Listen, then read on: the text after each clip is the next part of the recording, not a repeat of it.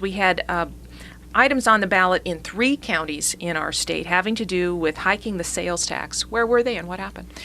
These were in Duplin County, in Onslow County, and in New Hanover County, and all 3 of those ballot initiatives passed. So the voters said yes to higher sales taxes. A 1/4-cent sales tax increase will go into effect in each of those jurisdictions.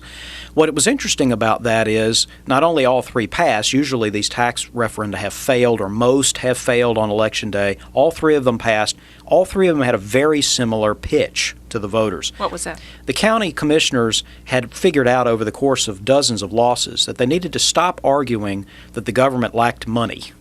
And they needed to change the subject to which tax would you like to be imposed in your community.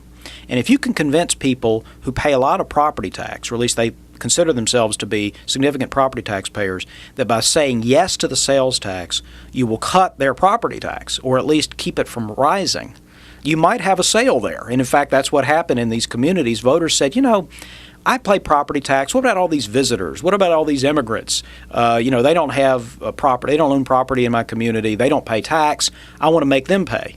Now, that's not really true, in the sense that visitors do pay property tax. Whenever they stay somewhere, they're bearing the incidence of that tax. If you shop at local convenience store, retail store, you're helping to pay the property tax. So the property tax does capture everybody. It's just not done so directly. And the voters were convinced by the people who supported these sales taxes that if you vote for sales tax, your property tax will look better.